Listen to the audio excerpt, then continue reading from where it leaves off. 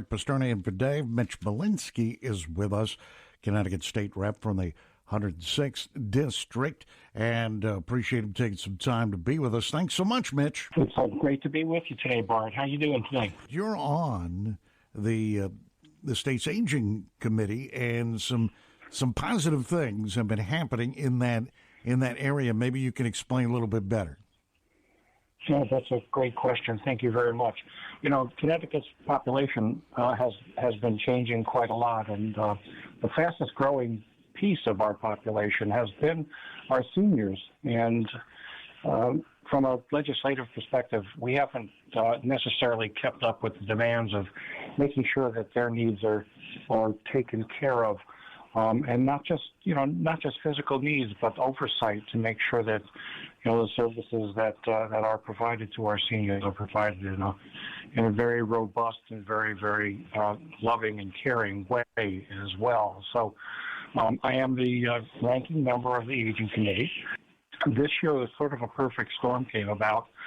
The co-chairs of the committee, myself and my other ranking member, we have the opportunity to move forward some serious policy that allows us to just make things better and set up an infrastructure for seniors so that getting care, understanding where to get care, and understanding the standards of care are much more important. So, and we had a lot of cooperation from the governor's office this year on that as well. Concerning adult day centers, that particular act was relatively narrow, and it was also done with the consideration of experiences that people like myself and many members of the public had had in having their loved ones properly cared for. But the biggest piece of legislation that we passed, Bart, was Public Act 23-48, which was actually a compilation of several different bills. One of them was an act that concerns the notice of a proposed involuntary transfer discharge of nursing facility residents. And that is important because when your loved one is under the care of a skilled nursing facility, you need to know if they're about to be discharged, because in the past there wasn't necessarily the requirement that they let the family know. There's going to be more accountability. There's going to have to be annual cost summaries. There must be true transparency in terms of who actually owns these facilities, right? Yes, absolutely, Bart. You've done your homework. This is it's a very, very important piece of legislation. From my looking at the mouth of this legislation, there's teeth in it. We are going to be moving some of the functions of oversight from the Department of Consumer Protection, which is not one that is actively involved in the caregiving to senior citizens, to the Department of Public Health, which puts that into the purview of an agency that has its core values in the care of individuals. So, Mitch, you've also become an advocate for nonprofits and have been, certainly vocal about the fact that you'd like to see funding in the budget, and maybe you can address that a little bit more, flesh that out for us. Oh, well, yeah, you're right. That's been a big concern of mine for many years. But this year, I think we blew an opportunity, and I was very vocal and very outspoken. Look, when it comes to mental health and when it comes to senior care as well, the lion's share of the in-community type services that are provided on the social service spectrum in our safety net, whether they be mental health care, whether they be senior care, whether they be rehabilitation care, most of the in-community services are provided by our community nonprofits. So not everybody knows this, but most state services are provided by agencies other than the state, and the reimbursement rate from Medicaid to the nonprofits has been flat for about 10 years. And it's very, very difficult considering the cost of, inflation, the overhead, everything, including the gasoline of getting caregivers from point A to their patient's location at point B has just gone astronomically in the upward direction. But the reimbursement to the agencies has not increased at all. And what that has done is it's put an awful lot of pressure on these nonprofits. We need to have them be able to deal with the current economy, and it's impossible to really expect them to be able to do so when we even haven't, kept their funding up for 10 years. So they're in a terrible place.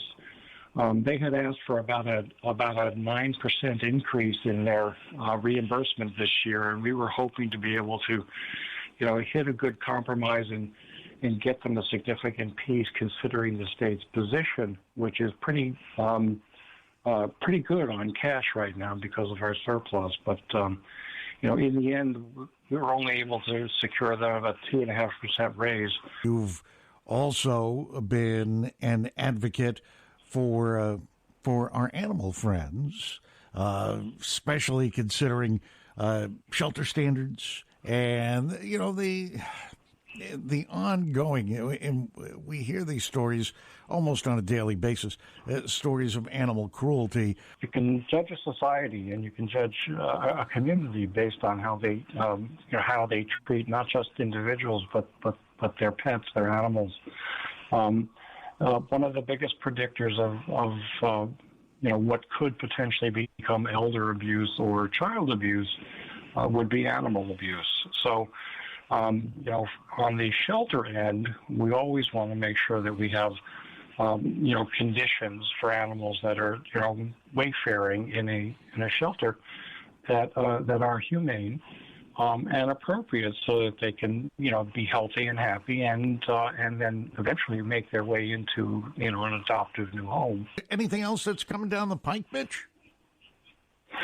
You know what? Right now we're not in session.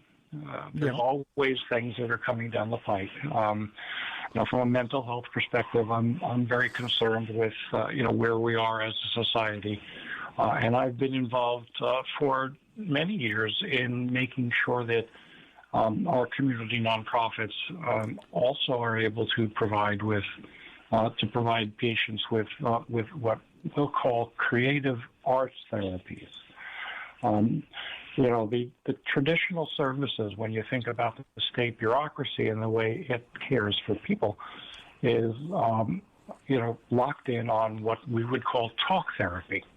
Or medications, and frankly, that doesn't work for half the people in this world. We discovered that in Newtown many years ago because when we had the tragedy at Sandy Hook, there were a lot of people that were affected that were not able to verbalize, particularly children. They could not verbalize what they were feeling, and what we were able to find out was that using creative arts type therapies, we could use play, we could use art, we could use dance and movement in a variety of different ways to reach the inner parts of what's actually going on inside of a little mind. The folks in the art therapy type communities have taught me that it's also one of the most incredible ways to reach people with dementia and with Alzheimer's. So, as a 10-year caregiver, we had cared for my father-in-law, my father, and my mother in their final years. And we learned the challenges of being able to, communicate where you had, some impairment of the regular mental capacity of your loved ones. It can be very frustrating. You can't necessarily reach them in traditional manners. So interesting that you can draw out things that don't come to mind in talk therapy and make a very deep impact on individuals and better their lives in ways where you can really, touch them all the way to the soul. Well, Mitch, I appreciate you taking some time to be with us. Thank you, Bart. I appreciate the call. I appreciate the interest. We're going to find a way to get problems fixed as quickly and as effectively and as humanely as possible, always.